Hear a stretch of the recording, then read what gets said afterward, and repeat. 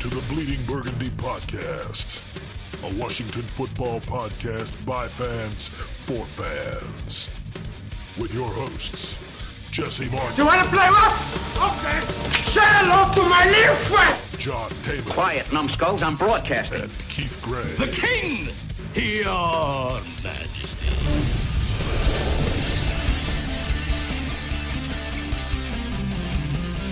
And now here's your host, Jesse Martin. What is going on? Welcome to the Bleeding Burgundy podcast. It is Victory Friday, September 17th. I'm your host, Jesse Martin. With me, as always, Keith Gray and John Taman. Boys, does it feel like a win or does it feel like something else? Keith, I'll start with you. How was your experience at the game last night? Well, shit, after last night, it feels like a Super Bowl win. Good Lord. I was out there doing things that I normally wouldn't do. The drum line was out there. I heard you were twerking. I was twerking. Yeah, there's some video on that as well.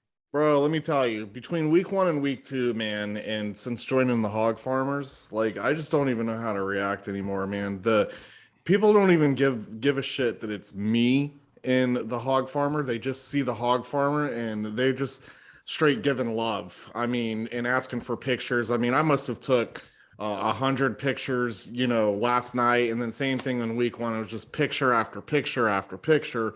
The experience last night, man, you push all that aside and you just keep it just football. It was absolutely a roller coaster ride.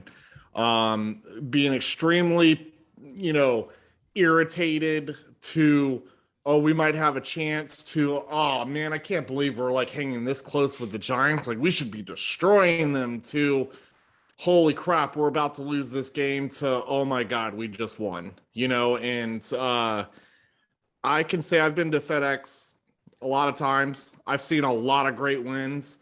My most memorable one was against the Cowboys before we were changing the Redskins name. But this one has definitely moved the top one, number one on my list, just because of knowing a lot more people these days, being able to celebrate with them after the game. The Cowboys game, my buddy and I, we kind of just bailed out, and rah, rah. This one here was like a friggin' party afterwards. Jesse, man, you picked a game. You definitely picked a game that you shouldn't have missed. Yeah, I'm kicking myself in the ass for this one. I always even thought about, is this going to be the only home win of the season, and I'm going to fucking miss pessimist. it? Like, you're such a pessimist. I thought about that this morning, like, because my emotions were all over. Just watching the fucking game itself, it was fucking. They're the fucking cardiac kids, man. Every fucking 5 minutes, I had a different emotion going on. Typical Redskins game. And it was like, you could hear the excitement and the fire, and you could tell from the past 2 games, the atmosphere has been different. There's been something to cheer for, even though the product on the field hasn't been what we would want yet. But it's getting there, and you could tell that just by watching it on TV. John, how was your experience watching the game last night, man?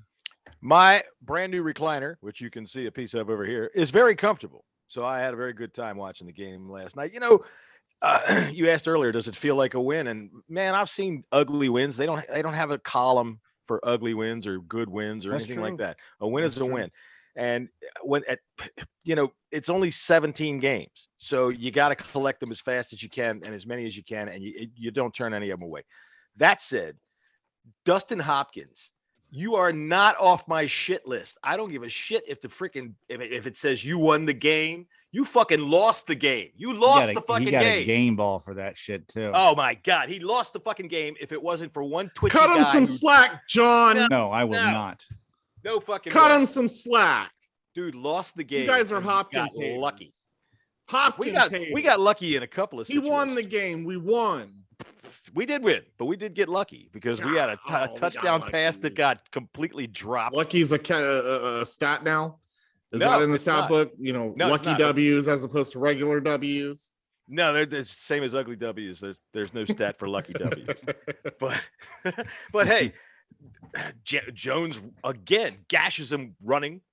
Fucking knock that bastard's head off, man. Oh my God. That's the one thing I, in my recliner, which you can see a piece of over here, was pissed off about Daniel Jones fucking running the goddamn ball. Yeah, that was very frustrating. I mean, you would think they'd put on the tape for the past 4 times that we've played Daniel Jones, and they would figure out, hey, we got to do something about that, because they didn't do nothing. They just let him. As soon as he got outside. And you know what bothered me the most about that was that actual play looked super slow live in person. Like it looked slow on TV too. Yeah, like, it was slow. And I was like, what the hell is our defense doing? And then in the back of my head, I'm thinking, this just sums up the play from the defense. Yeah.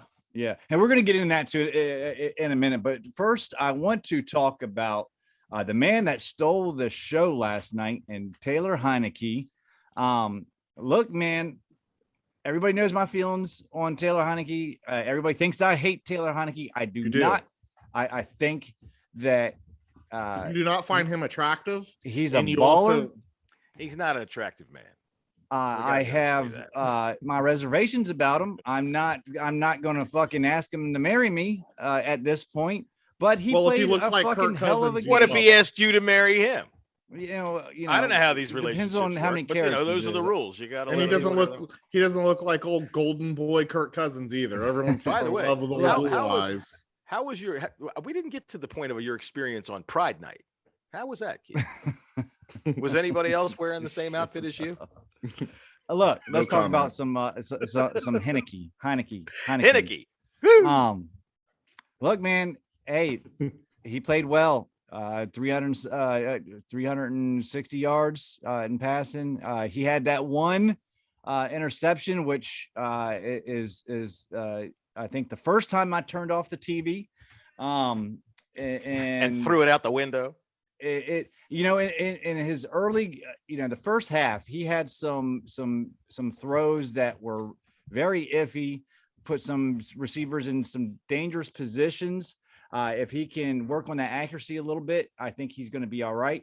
But in the second half, he was much, much better. And I wouldn't say it surprised me, because we've seen this in the limited action that he has had, with the 7 quarters he's played for the Washington football team. The Giants kept him in the pocket. They did not allow him to run, and he did very, very well. John, I'll start with you. What did you think about Taylor Heineke's performance last night? I thought it was fantastic, other than that one throw, which he telegraphed the entire way. He emailed that ahead of time. Look, this is where I'm throwing it, and here it comes. So, and that could have been a killer, but it wasn't, because, man, I'll tell you what, how many times have you seen a 2-play drive like that? Amazing. He was clutch, man, and I like that. Yeah. That pass that he threw to McKissick was a dart. And man, you got to love it when he can hit something like that. And that pass that he threw to Ricky Seals-Jones in the end zone was even better. It was that was a smart play too, because even he said it on his interview after the game. It was his third read. He put it in a place where either Ricky Seals-Jones was going to catch it or no one was going to catch it. That's right, and he did. I mean, that was a great throw. You'd said that they hemmed him in and kept him in there. I didn't see him really looking to try to get outside run. He looked pretty comfortable in the pocket to me. Yeah. We said last week on the show about his rainbow throws, and I don't think that was a problem. I think he had some really nice passes, I thought. He got Terry involved early and often. As a fantasy owner, I was very happy with that game from Terry McLaurin. My Dynasty League, I got a very, very nice score from him too. Yeah. Yeah, and I really, when you look at the game plan, because we didn't run the ball very often. We ran it effectively, but we didn't run it very often. They definitely went out there with the mindset that Taylor Heineke can win this game, and he did. So I'm in the hive. I have joined the hive. Keith. Yeah, I'm not joining the hive, but I'll have to tell you, and I'll have to be honest. Well, you better be honest, because if you say you're being honest, that means what do you do in other times? A troll always lies. Damn it. That's right. Yeah. But listen, what's my thoughts on this? So I was more excited to see Heineke than to know that Fitzpatrick wasn't going to be in there. I think that there's something that this kid does bring. I think that the fans backed him hella more than they did Fitzpatrick. And we didn't really have a chance to back it. And that's why I was going to say, to be fair, and that's why I was going to say, to be fair, there wasn't much time to back up Fitz. But even before week 1, I just wasn't really that high or excited about Fitz. We all knew what we were going to get out of him, right? So there's no excitement. With Heineke, there's mystery. Okay, the what if? What if he can perform like he did in the Tampa game, right? Sounds so there's like Pride Night affected Keith. A very good friend of mine happens to be of Pride Night. Oh, my best friend's gay too. One of mine is as well. He stood up with me at my wedding, my first wedding. Yeah, I'm my very best friend. Excellent. All of us know somebody. Excellent. Yeah. So back to my thought, you assholes. Back to my thought. I did come into this game kind of excited because there is a mystery behind Heineke. It was always that thought: can he duplicate, the same success in that Tampa game? I didn't really pay attention too much to week 1 with Heineke because he obviously was thrown in there. There was no true game plan for him other than the same game plan that was going to be for Fitz, I'm assuming. I don't think they did any adjustments. They didn't have any time of possession. Right. Yeah. So anyways, I have to say, I'm not on the believer of Heineke, but I can appreciate the way he played last night. That man balled out during the game. I'm not even going to blame that interception on him, even though I was so upset. That was on him. Yeah, that was 100%. No. Shut up! Jesus Christ, you're Let me finish my fucking thoughts. Jesus, I want to punch both of you, but I still love both of you. My thought is this. That's on Scott Turner. He should have never have called that and put Heineke in that position to begin with, is the way that I see it. Yes, Heineke was the one that threw the ball, and it should have never have happened, but don't play call that. Not back there, not when we should be trying to run the ball or run the clock down. I'm not even going to blame Heineke, even though that sucked and that could have, had us lose the game. So ultimately, overall, besides loving the both of you, but then screaming at y'all because you make me angry, Heineke did a damn fine job last night. And if he continues this type of performance, even if we lose, he's got to stay. Yeah. But even if we lose, the man has earned that QB1 spot. I don't want to just hand it over to him now and say, you're the guy, but no, you can't. And he's got, if he plays with that type, right. If he plays with that type of intensity, that man wanted to win, and he showed it last night. That man wanted to win. He still has that chip on his shoulder. I know he knows that there's still a lot of doubters out there. He's also got a lot of supporters too, but there's a lot of doubters out there. And I think just for himself, man, and his team, he knows his team is backing him 100%. Yeah. How can you not go in that game with confidence? And the man just balled out. So more power Next to week him. Is another animal. The Bills are a tough team. Yeah, absolutely. We'll see how that goes. Absolutely. And we're going to play, and he's going to have struggles. And that doesn't mean that. Yeah. And that doesn't mean that I'm going to say, oh, this guy sucks. He doesn't deserve to be QB1. I'll look at it logically. Yeah. As of right now, he's earning that spot. He's going to have his ups and downs. Professional career. Yeah, I thought he did a very, very fine job. He had that one mistake that was 1,000% on him. So he did have some rainbow throws though. I don't know what John was watching. Listen, no, they looked higher from you there. But he especially more so in the first half. First half, and I think he calmed down. And if you go back to his other games that he's come in and played, it seems to be a pattern with that. He starts off throwing high, but then after he calms down, and that could be just energy, nervous energy coming into the game. He has put some receivers, that first high ball to Diami Brown. Diami Brown could have got hurt. He could have got smashed if one of the safeties would come back and crack him in the back. So hopefully he can kind of settle that down like he did in the second half. He made some amazing plays. That interception, yeah, sorry, Keith, that was definitely on him. You have different reads. We were in a position of the game where the defense wasn't quite slowing the Giants down, and we needed to get down the field to score. But luckily, you have an idiot on the defensive line of the New York Giants to make the bonehead of bonehead plays to save Dustin Hopkins' job for another week. Right. Scott Turner should have never called that play. Listen, that play could have gone a couple of different places, but absolutely. As soon as we were ahead, right at it. We were ahead. We didn't need to throw the ball. That's all right. Sure, that's we did. The way the football. That's how how the NFL is. There was too much time left on the clock. It doesn't matter. The Giants were We're doing whatever they wanted to us. Run the ball. Let as much time run off the clock. We needed to score again. We didn't need to score. That's how the NFL works. Absolutely. We didn't need to score again. We were in the lead. Moving on. That's facts there, buddy. It's not facts. How is it facts? We're in the lead. We don't need to score. You run the ball. There wasn't that much time on the clock. You run the clock down as much as possible and then punt it. Make your defense win that game. That defense. Okay, we're going to get to that defense. We're going to get to the defense, and I know that there wasn't a lot of, there wasn't a lot of people that, had faith in the defense. The defense. But listen, this is why these guys get paid millions of dollars. You punt that ball and you make those motherfuckers defend. Simple as that. They did that last week. You got to ride the hot hand. Let me talk. You don't not do it though. You don't not punt the ball because your defense. Absolutely, it's exactly what they did last year. Okay, I mean last game they punted the ball to fucking San Diego, and what did they do? They ran down the motherfucking field and scored. Yes, it was the right fucking call. Moving on.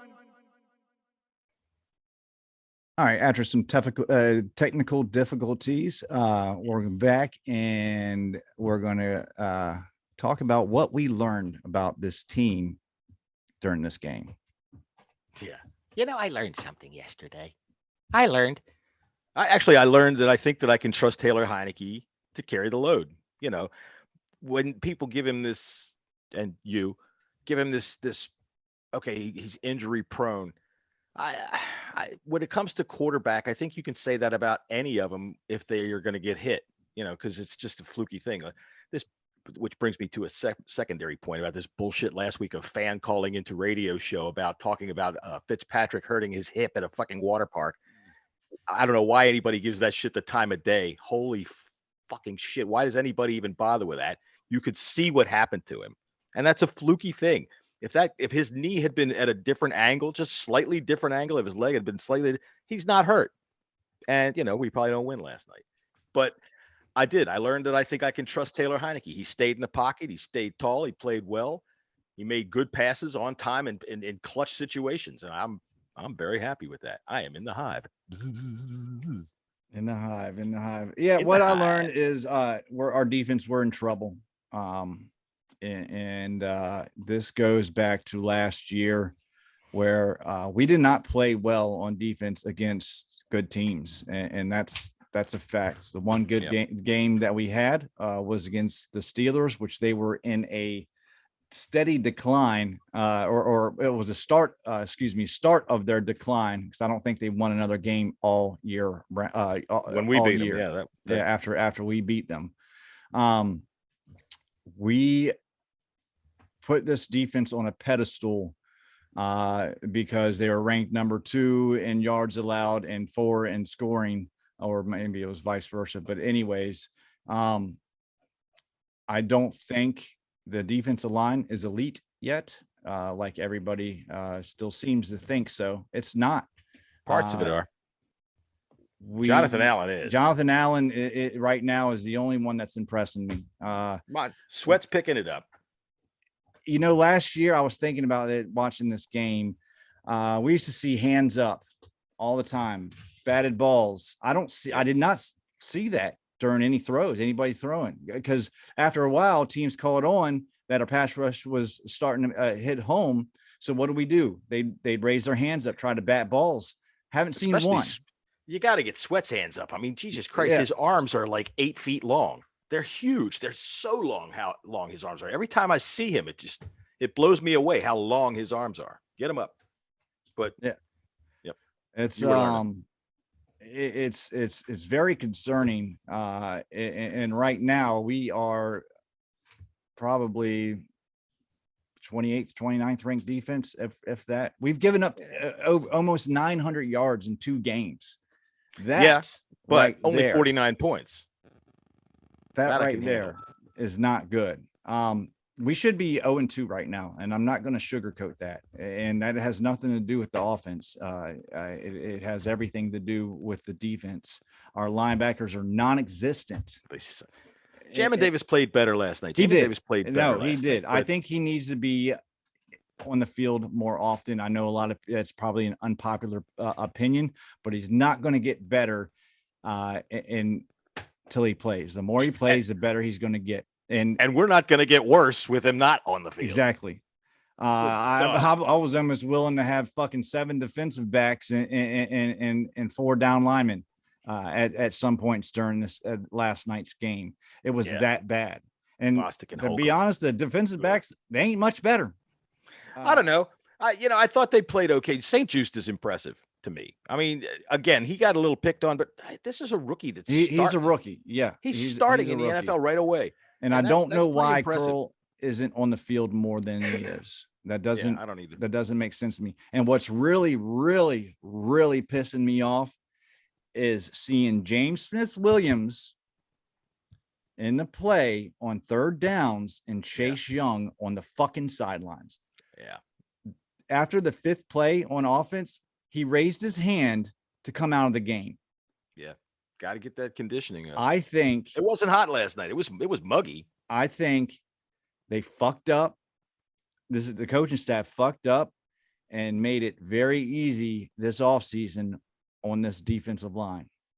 I think they've been reading their clippings. They read their press and said, "Oh, we're good. We don't need to come to OTAs. We don't need to do all this. We don't need to do all that." But we'll put a couple of videos out on Twitter to make it look like we're getting in shape.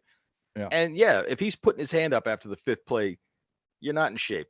The penalty that they called on him, I know that everybody's bitching and saying, "Oh, what was he supposed to do?" Well, they're going to call that penalty, and they're going to call it every time. He came down on him with his weight, and they're going to call it. That's what I can't help it, but that's what it was.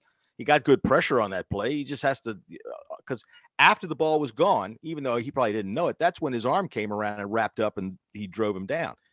But I can't blame the referee for throwing that flag. So Chase Young, he started slow last year, like Keith likes to point out. And I guess maybe that might be a bit of a trend. Jonathan Allen, though, he's a man. That dude is just out there freaking taking names. He is whooping ass and taking names. The unfortunate thing is that once anything gets beyond the defensive line, where they're holding pretty stout, the linebackers are awful. The defensive backs, they can't stay with anybody, especially if they're called into these soft ass coverages and they're umbrellaed. I don't understand why it is. If it's 3rd down and 12, we stand 14 yards off the line of scrimmage. Yeah, I don't fucking get it. You're 100% right. And to go dive a little bit more into the defensive line, the Giants put a patchwork offensive line out on the field last night. And then another one got hurt. Then their best one got hurt. Okay. Badly. And we still couldn't do much. And that's super frustrating when you really think about it. The Giants are not a good team. No, they're not. They're a terrible team, and they should have beat us by probably 10 points or more last night. That Darius Slayton, that went right through his hands. That was 7. That was 7. It was slightly overthrown, but you get your hand on it. You got to, especially in a situation like that. And then the holding call down the field. Jones ran. Daniel Jones, that should have been a touchdown. That wasn't no holding. It was ticky tack. Since we mentioned his name, we should go ahead and say, "Fuck off, Daniel Jones." Yeah, fuck off, Daniel Jones. I mean, fuck off. Just it. That's the most alarming thing of it all. I maybe play calling has something to do, but just thinking back when last year, they always made adjustments and were better in the second half of games. Last night. I'm sorry. Go ahead. I thought you'd finish. No, and you haven't been seeing that. No. No, at all. That was my bitch about last week. Yeah. No adjustment. Quarterbacks have been doing whatever they want to do. At one point last night, they brought the kitchen sink twice. They came with everybody twice, right in a row, and Fuller got a sack. And then we got Jones on the first time that we came everybody in there. Jones threw the ball in the dirt, and the second play, Fuller got a sack. So, fucking pressure works. Go get him. But then I watch, and I see Holcomb and Bostic. When it's their turn to come in, they're trying to fill the A and B gap. They're trying to come in, and man, they fucking tippy toe. They just fucking stutter step up into that fucking gap, and they get handled like that by nothing. One thing I saw, that 41-yard run by Saquon Barkley, they opened up a big hole, right? And he looked like he had his wheels pretty good in that on that fucking run. But the rest of the night, they shut him down. He didn't go anywhere. And I think that was mostly on the defensive line. The linebackers, I don't see where they're helping in any way. I'm talking about the two outside linebackers, Holcomb and Bostic. It gets on my I mean, I think they're liability. Saquon had a couple of runs that got stuffed. Someone put out on Twitter after Landon Collins, or it was Landon Collins or Cole Holcomb, I think, had a big hit on Saquon Barkley, and they're like, "Oh my goodness, look at that hit!" And it was 5 yards past the line of scrimmage. Yeah, I mean, I think it was Holcomb. And look, they didn't run him that much. No, neither team did. But they didn't need to, because their receivers were so fucking wide open. I mean, it at times it didn't seem like anybody was around them. They were playing way too soft, way too damn soft. They need to do something, because it ain't good. The only effective way to stop the pass in the NFL is to get to the passer, and they're not doing that. So you can't. I mean, they're about as close as you can get. But like what we were saying earlier, about the interception that Heineke threw. Yeah, I think that's the right play.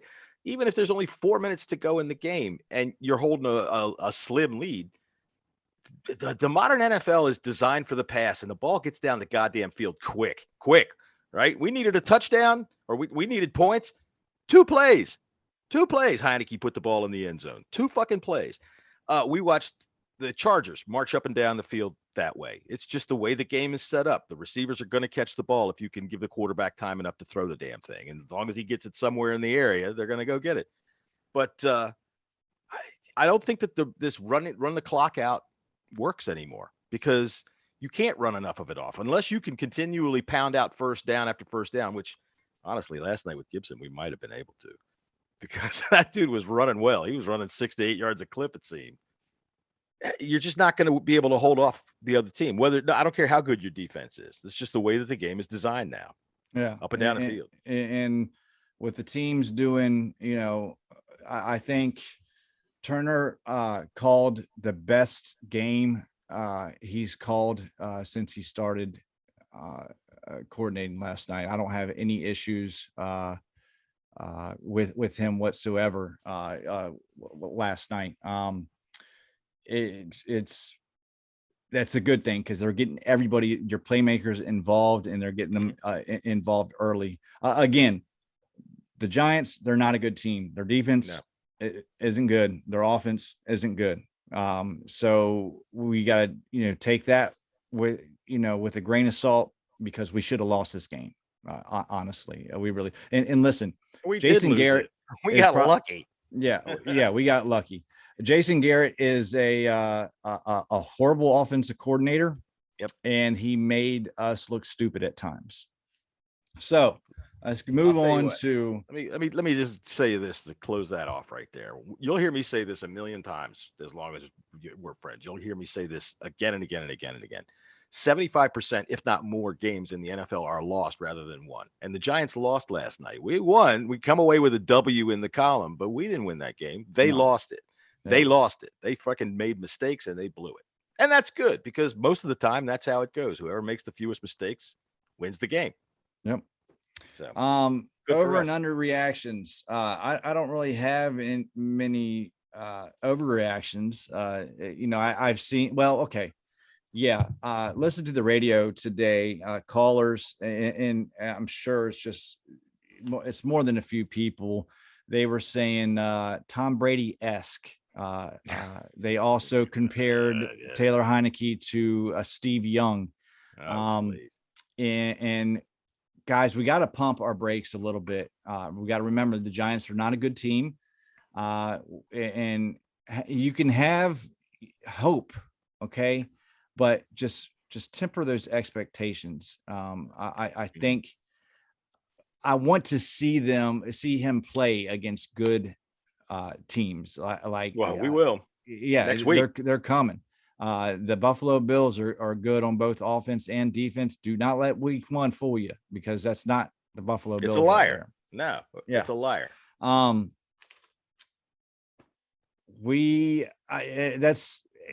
mean, people are comparing him to Steve Young.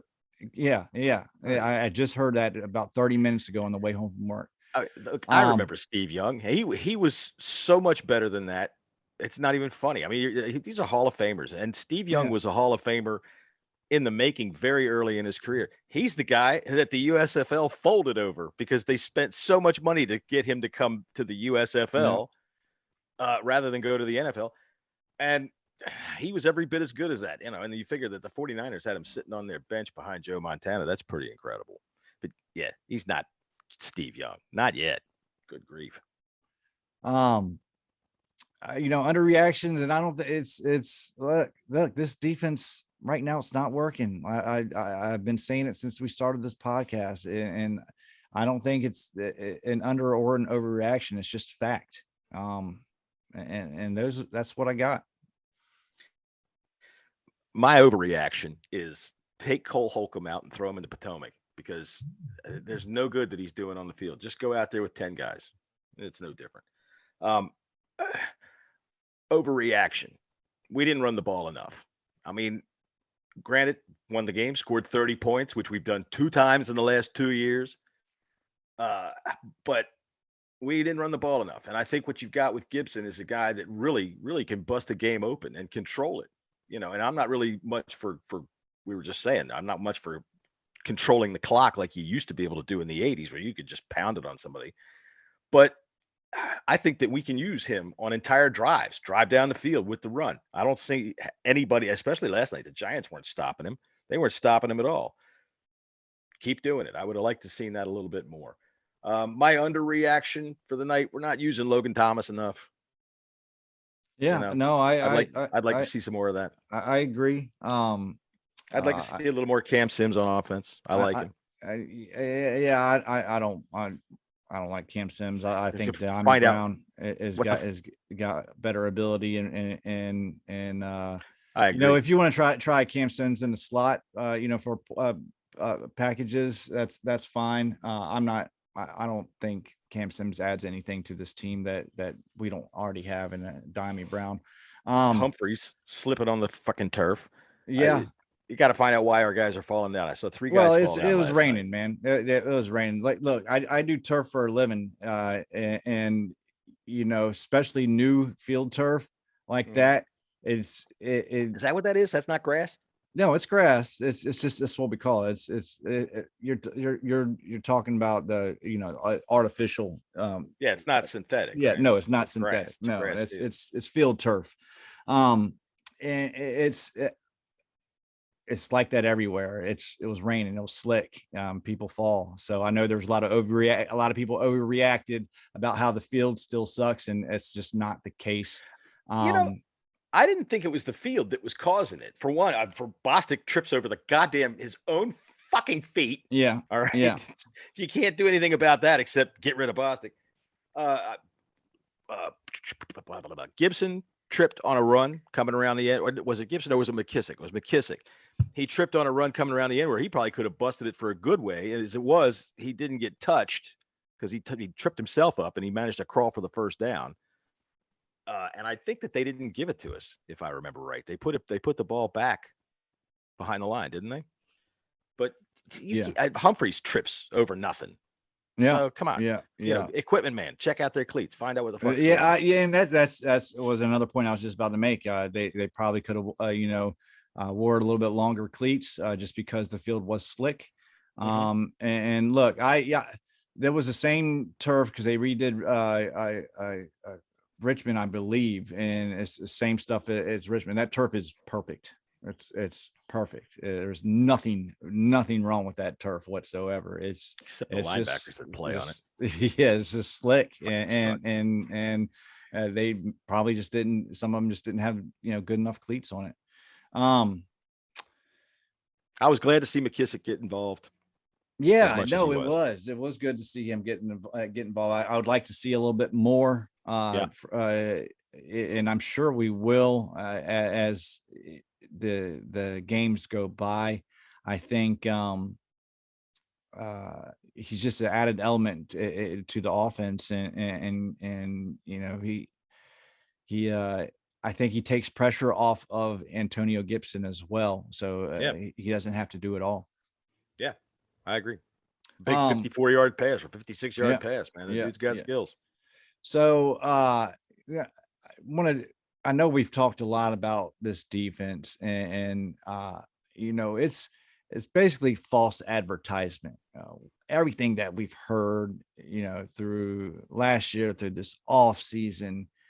I mean, I don't see how it's going to get fixed. It can't with the linebacking as bad as it is. I mean, we've got to see Bostic get back to the same level that he was playing in the last 5 games last year, because he played pretty well down the stretch. But right now, he and Holcomb, it doesn't matter what else that we do. Unless we can get to the quarterback in 2 seconds, they don't have, they don't have the instincts to get where they got to go, and they don't have the speed to get where they got to go. So I'm really down on those two. Those are our Achilles. Yeah, I wish there was a move that could be made. Honestly, there's probably not whatsoever. I don't think Ron's trying to make a move. I find I'm calling malfeasance.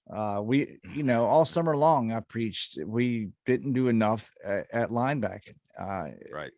Through the draft and free agency. Yes, there wasn't a whole lot in free agency, but you just didn't really try. And even still, it really sucks, and that's going to kill this team throughout the season, because listen, it's not going to get easier. We're no.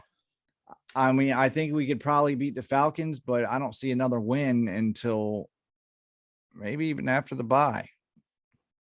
And that's a long time. You are a pessimist. That's I'm sorry. I don't like what I see. I don't like what I see. I'm scared Heineke's going to get hurt, and then we're down to Kyle Allen. Yeah, and he can't stay healthy either, man. No. It's really the offensive line played better last night, but in terms of the linebackers, I think that Ron, he gets these guys in his head, and it's like they're his kids. And he doesn't want to cut them. He doesn't want to replace them. He thinks they're doing fine. He's got his boys that he really likes, and doesn't matter what the hell they do on the field. Didn't Troy Apke get called last night for 2 false starts? I remember one, I believe. One. If on a punt, you're the gunner, or even not the gunner, if you're the slot gunner, you can't false start unless they tell you, okay, we need 5 more yards. Somebody go out there and jump. That's the only way I can see it happening. But I haven't seen this guy do a single thing so far. Yeah. But Ron gets his happy boys. He gets his little clicks. And I don't think he's that kind of a cliquish guy. I just think he believes in them without being able to see them. Yeah. Yeah. But if I was Ron, I'd pull a Joe Judge and make them bitches run laps and get fucking in shape quick. Yeah, I mean, well, we see how his team's doing. All right, we're on the game balls and goat nuts. Look, I mean, I'll go first. You have to give a game ball to Taylor Heineke. Obviously, he had balls of steel, and he was not afraid. He hung in that pocket, and he played his best possible game, and it was good enough to help get us the win. It was a clean pocket. Yeah. For the most of the night. I mean, Cosme had his troubles. Somebody's but got to get over there and help him with a tight end. Cosby had 0 pressures on the night, and that very first play, or the very first third down on our first possession, we got a sack, and that was from Cosme's guy, but that was on Heineke. It wasn't on Sam Cosme. He had plenty of time. He could have moved up into the pocket, but he just ran backwards, and obviously we lost 5,000 yards on that play. And everybody in the whole freaking city went like, "Oh my god, it's gonna happen again." Yeah, but that looks like it definitely. I'm trying to think. They didn't get called for any penalties last night, did they? Did the offensive line get called for any penalties? I don't recall very many holding calls at all. I don't recall. I started watching the game again, so after I'll definitely look into it because I want to kind of dive a little bit deeper for our next podcast into this game. So we're both giving Heineke a game ball. Who else you got? Absolutely. Offense? I got Terry McLaurin, obviously, over 100 yards. He is everything that we think he is, and maybe a little bit more. I think he's going to be eventually in the next year a top 5 receiver in this league. He's that good. He is that good, and it doesn't matter what they do to him either. They're not stopping him. The guy can get separation. He knows how to get open, and it's Bradbury is a top cornerback in this league. He's very, very good, and he just bitch slapped his ass. Yeah, he did. He schooled him. So he gets my. We're right on target with these two so far. You got any more for offense? I'm going to give McKissick a game ball too, or at least all right, good job, buddy. He hasn't played a whole lot, but when he has, he makes. He's a playmaker. Yeah. So, him and I'll share the game ball with him and Seals Jones because them two on that drive when we needed it the most. There was only 2. Yeah, 1 pass, 2 pass, boom, boom. So they share a game ball. Yeah, that pass to McKissick, I'm going to go back to that because that was a pretty ball, man. When you see it again in replays and you're watching it again, because I know you're watching it again right now, and you see that again, that is a lasered beam, man. That's a beautiful throw. And right at the end, McKissick just gained so much separation. He got like 2 yards of separation right at the end of the pattern, and bam, ball's right there. Yeah. I was very pleased with that. I'd go ahead and give a game ball to the offensive line. They kept that pocket clean. They kept Heineke up off the ground. And when we ran the ball, they opened holes. We didn't run the ball a lot, but when we did, man, Gibson is shifty, and he doesn't need a whole lot to be able to wiggle them hips through there, and he was finding those creases. I liked it. So pretty good performance by the offense all the way around. Even going back to last week, the offensive line has been doing very well run blocking. Eric Flowers. Yeah, absolutely. I'm sorry, go ahead. He's a mountain of a man, and that move to guard from tackle was great. Stroke of genius. Yeah, it absolutely was. I would say the only reason I mentioned his name is because I saw him as a starter last night, and for some reason I had it in my head that Schweitzer was the left guard starter, but apparently not. And Flowers, good, Flowers has been doing very well in the line and run blocking. They've opened some holes, and now if we can just get them to consistently pass block, and I think Cosme is going to get better over time. Oh, sure. And hopefully, he's locked down that right tackle position for the next 10 years, and then we can worry about our left tackle, in the next year or so. They're definitely baptizing him by fire. Yeah. I think Leno played a lot better than this week than he did last week. And obviously, very minimal penalties. Unlike last week. Defense, you got any game balls for the defense? Jonathan Allen. Yeah, he's just throwing bodies around down there. That's my one and only game ball for the defense. He's like letting a rhinoceros loose in a freaking room full of puppies. Yeah, just fucking thrashing everything. I love watching him. He gets in there and does what I call mucking things up. He's just going to get in there and fuck things up. He's a bull in the china shop when he's back in the backfield. I love it. Yeah, he's earning that contract extension. That's for damn sure, and that's what you want to see. Sometimes, players get that big contract and they don't necessarily live up to it, and he's definitely well on his way to doing that, and that's good to see. So hopefully he can smack the shit out of the rest of the other 10 starters on defense and get them Josh going. Allen's a big dude. Yeah. Josh Allen's a big dude. We're going to need a big guy to throw him down. Yeah, definitely. But I thought Payne he wasn't disruptive in the backfield, but in the run game, when they did try to run, man, I tell you what, when he goes and takes somebody down, he takes him down with hatred in his heart. He throws people down. Yeah. I like that. He is a beast. Let's move to, I don't have anybody for defense besides John Allen. I'll give kudos to St. Just because he's holding his own as a rookie. No game ball yet, but kudos. The kid's doing all right. I mean, Fuller had that nice sack, but other than that, there was just nope. He was better. He was definitely better than last week. He Yeah. couldn't get much worse than last week, and I don't give a shit what people said. Fuller was the worst player on the field last week. He got roasted. Yeah. Goat nuts. Look, I mean, I'm gonna give a goat ball to everybody but John Allen on the defense, just because they're not doing enough. They got to figure it out. I think if Jack Del Rio and Ron Rivera can maybe get John Allen and Chase Young in a room and try to sit down and figure out what's going wrong, with this team, and then your veteran players, your captains, they have a better pulse on this team and what's going on. Maybe it's, I don't know, man. Something's got to give. Though something's got to give. What you do is you get a big blanket, right, and you go throw it over Cole Holcomb and John Bostic, and then you beat on it with a fucking bat. That's how you send the message, because that's where our defense is really getting destroyed, right there and creativity. So my goat nuts are going straight at our two linebackers. I'm not going to throw Jamin Davis in there. No, he had a better game too. He's gotten a little bit better, but those two, we're counting on them to be able to cover those outsides. As soon as a tight end steps on the field, John Bostic is lost. He doesn't know what the fuck the guy's even doing there. Their blitzing is bad.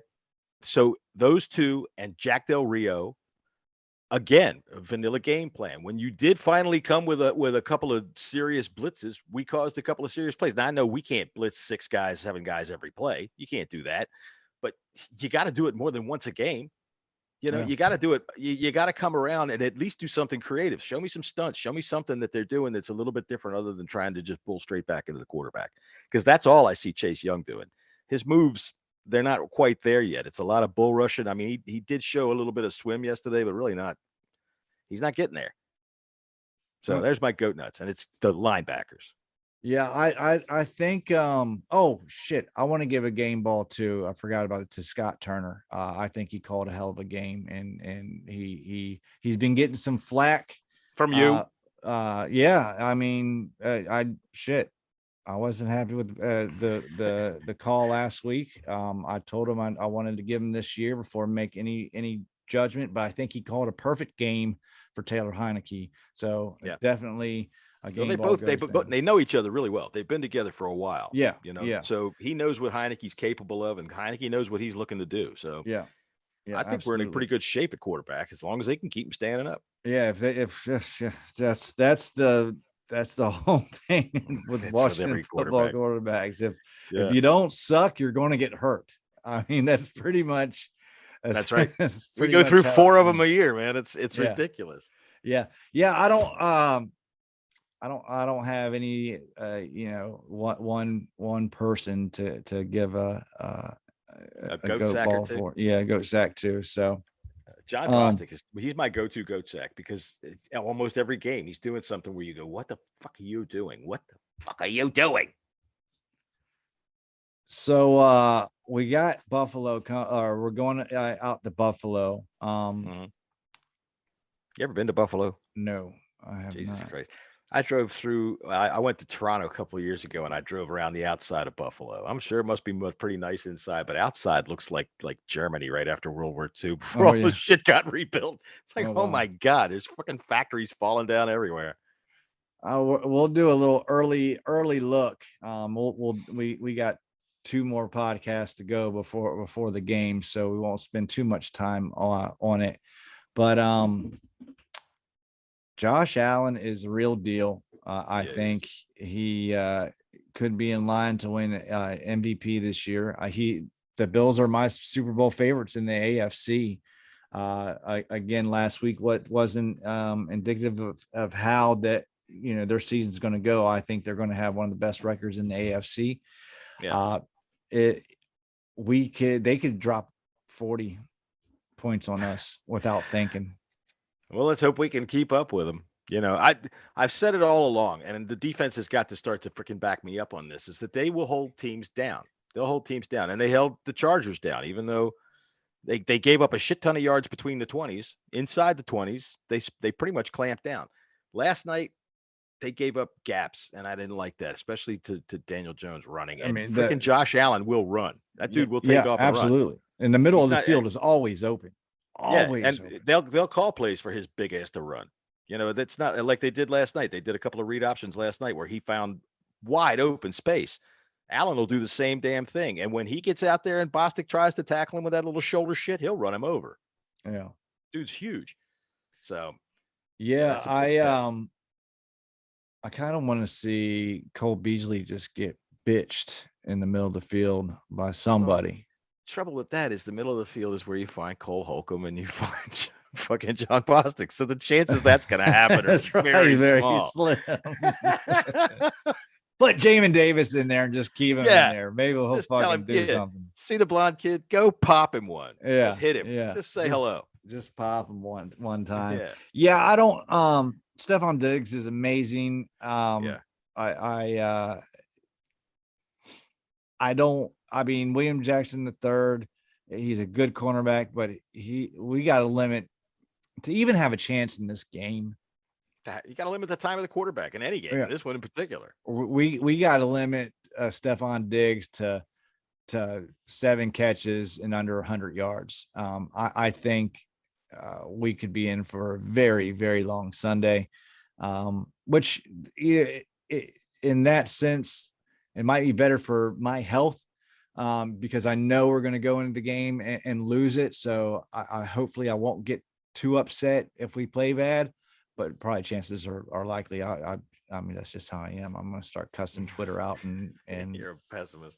Because it's all falling down. They're fucking, God damn it, they can't fucking do shit.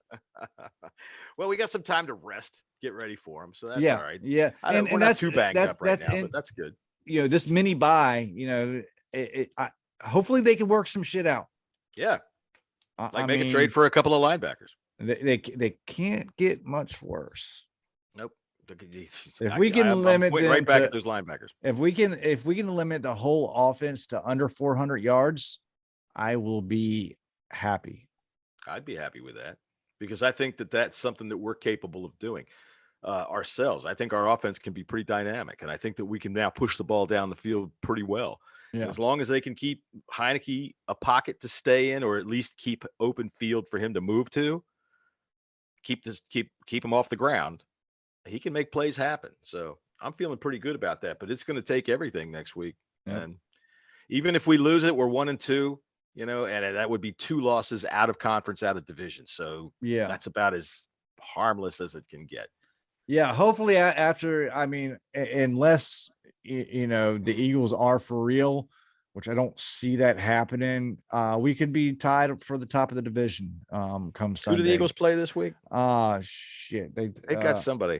Yeah, it's of course they've got somebody. Yeah, it's a good team. I forget who it was. They said on the radio earlier. But I know the Cowboys, they play the Chargers. That's going to be a good game right there. Oh, they play the 49ers. The Eagles play the 49ers. Oh, yeah, that's right. Yeah. And the 49ers are good. Okay. Yeah, they are. They are. And listen, for Jimmy Garoppolo is a mediocre quarterback. There's nothing special about Jimmy Garoppolo. No, he's Matt Schaub. But their defense and their playmakers make that team. That quarterback does not. And Kyle Shanahan is an offensive freaking mastermind, and he's got Garoppolo who's accurate, and he's got a decent arm. But you're right. I mean, he's just a guy in terms of how he plays the game, but he can throw. Oh shit, I can't remember his name right now off the top of my fucking head because I'm old and my brain's not working right now. But Deebo Samuel, the rookie, the quarterback, Trey. Oh, Trey Lance, yeah, Trey Lance. I was thinking Trey Stone. What the hell was that? Trey Lance. He could throw Trey Lance in there at any minute, and we know that he knows what to do with a guy like that. And he did it last week. I mean, 49ers beat the shit out of the freaking Lions and then let them, jump back in it at the end. But he wasn't hesitating at all to pull one out and put the other one in and pull one out and put the other one in. And I think if there's anybody that can do that and go against conventional wisdom, Kyle Shanahan can do it. We saw what he did with RG3 here. Yeah, no doubt. He's definitely a play calling genius. That's for damn sure. Mm-hmm. That's for, you got any game in particular that you're excited about watching this weekend since Washington is not playing? No, I'll watch the Red Zone. I'll watch the Red Zone. And I'll sit me there too. And watch it all one day. I'll enjoy the shit out of that. My too. 25 fantasy teams fucking going off, and I'll tell you what, if you ever they have a documentary. I think I found it on demand on NFL Network. You can find the documentary behind the scenes of the Red Zone and how they do it during the day. It's fucking remarkable. It sounds like it's the easiest thing in the world to just keep talking about football games that are going on in front of you all day, but Jesus Christ, it is not. And he sits there in a little green screen booth, and that whole studio, they just make it on the computer, But it was really interesting to watch. I enjoyed that. It's a lot harder than you think for him to just keep describing everything over and over. Just keep it going and do it as well as he does. Hanson's a pro. Yeah, no doubt. Mm-hmm. Well, that's all I got, man. You got anything else? No, that's all I got. I told everybody I would do a Daniel Jones "Fuck You" song, and I haven't started. I mean, there you can see the magic right there. It's on that screen. But I didn't get it done in time, so Monday. All right. Now you have a reason to listen to us Monday. All right. Well, you can catch me at Jesse's24, John at Bang Radio Hour, and Keith at KG Skins 26. After we let him back out of the little jail we put him in. We'll see you on Monday. Hail. Hail. To the team.